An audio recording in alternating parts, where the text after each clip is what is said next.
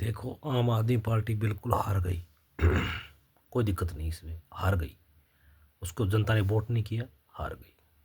लेकिन सवाल मेरा बीजेपी सरकार से है।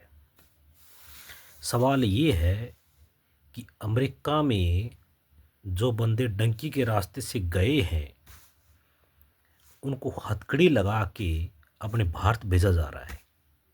चलो कोई बात नहीं, उन लोगों ने गलती की थी, डंकी रास्ते से भेजा जा रहा है उनको, वो उन लोगों ने गलती किया है। लेकिन मैं मोदी से करना चाहता हूँ। सवाल ये है कि अमेरिका का आदमी चाहे अमीर हो चाहे गरीब हो, आप हाथ लगाई दिखाइए। आप एक बार आप छू के भी दिखाइए एक बार। आपका नक्शो 70 नहीं बदल देना तो मेरी गारंटी है। अच्छा, दिल्ली में चुनाव हुआ। चलो केजरीवाल ने घोटाला किया, कुछ भी किया, मैं नहीं मानता ये बात कि घोटाला किया है नहीं किया है।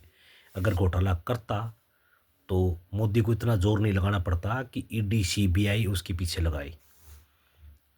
ये मुझे को पता नहीं, उसने लगाई, उसकी औकात नहीं थी कि केंद्र केजरीवाल को झुका दे। और केजरीवाल हारने वाला भी नहीं था, क्योंकि केजरीवाल के पास पावर थी भाई। और जब अपने देश का पीएम जब एक मुख्यमंत्री को हराने के लिए रोड पे आ जाता है तो ये मान लो देश का दुर्भाग्य ही है। देश का दुर्भाग्य ऐसे है कि आज तक 2014 से पहले अटल बिहारी वाजपेयी जी अपने जो पीएम बने थे, उन्होंने कभी मुख्यमंत्री की रैली में कभी अपनी रैली नहीं निकाली, कभी भी। आप गूगल पे सर्च कर लेना, देख लेना आप, वो भी बीजेपी की ही थी। बात इस पर अटक जाती है कि आज अमेरिका में अपने देश के नौजवान, चलो उन लोगों ने गलती की है लेकिन अपने पीएम का अधिकार नहीं था कि उन लोगों को सम्मान सहित अपने देश में लेके आए। मैं उस गोदी मीडिया से पूछना चाहता हूं कि गोदी मीडिया उस बात को चर्चा में क्यों नहीं लेके आई। उसको बताना चाहिए गोदी मीडिया को कि भाई हमारे देश में ये ऐसा कुछ हो रहा है, तो बताना चाहिए उसको। लेकिन नहीं, कोई चर्चा सुनी आप लोगों ने? और कोई भी बीजेपी भक्त इनके खिलाफ कोई एक्शन लिया और किसी ने ट्वीट किया या कोई कमेंट किया, आपने देखा? नहीं किया। क्यों? क्योंकि इन लोगों को एक ही चीज़ चाहिए, वो है अंधभक्ति। देखो, जो आदमी गलत का साथ देता है वो भी अपराधी है, और जो गलत के साथ रहता है वो भी अपराधी है। देखिए, ये देखो, सरकार हमने चुनी है, हमारा अधिकार है पूछने का भाई ये ऐसा क्यों हो रहा है। सरकार से हम सवाल कर सकते हैं भाई।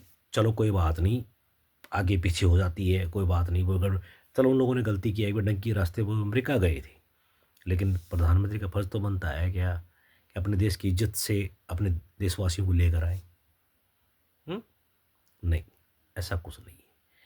दूसरी बात मैं आप लोगों से शेयर करना चाहता हूँ कि आप लोग इस बात को ज़्यादा से ज़्यादा शेयर कीजिए कि अगर हमारे देश का नागरिक अपमानित होता है, हमारे देश का सिटीजन अपमानित होता है, या मान लो कि हमारे देश की बेइज्जती होती है, हमारा देश बदनाम होता है कि भारत के लोग थे वो,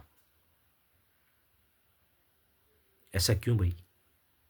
क्यों हो रहा है सब? ये किस लिए हो रहा है? सिर्फ वोटों के लिए?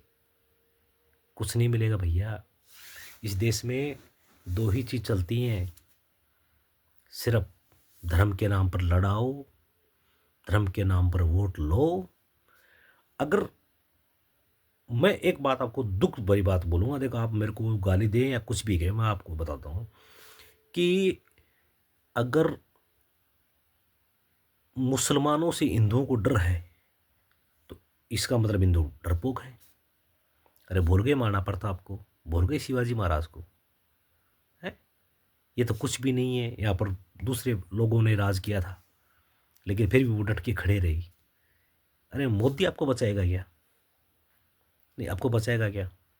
जिस दिन नरसंहार हुआ ना, उस दिन मोदी विदेश में पाएगा, ये सब नेता लोग विदेश में पाएंगे, और तुम जैसे लोगों के बच्चे कटते मिलेंगे यहाँ पर नाड़ी की तरह।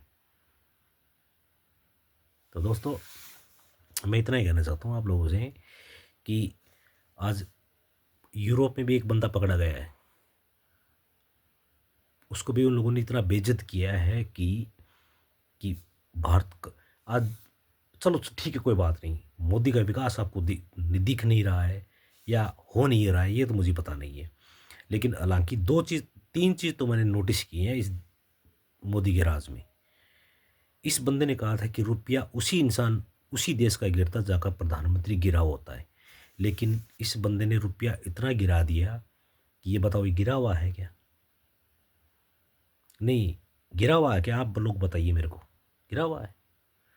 फिर दूसरी बात कही, बहुत हुई महंगाई की मार, अब की बार मोदी सरकार। महंगाई तो दूर नहीं हुई, इसने नारा दिया, बटोगे तो कटोगे। ये क्या सोल्यूशन है भाई?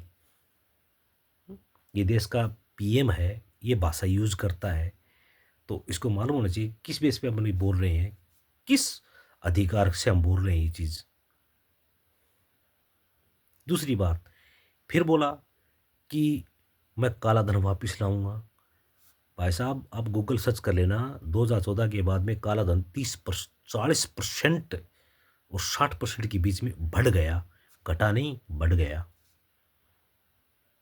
अरे आज पॉपकॉर्न पे जीएसटी लगाते हो, अरे किताबों पे जीएसटी लगाते हो, इसका मतलब आपको शिक्षा से कोई मतलब नहीं है। और जिस आदमी ने शिक्षा के लिए सब कुछ किया, उस लोगों को दिल्ली वालों ने हरा दिया, क्योंकि उन लोगों को चाहिए था यूपी जैसा राज, और वो मिलेगा, हकीकत में मिलेगा। आप 5-7 दिन रुको, उनको मिलेगा, बढ़िया वाला मिलेगा, और जो संस्थाएं हैं ना, वो भी मिलेगा।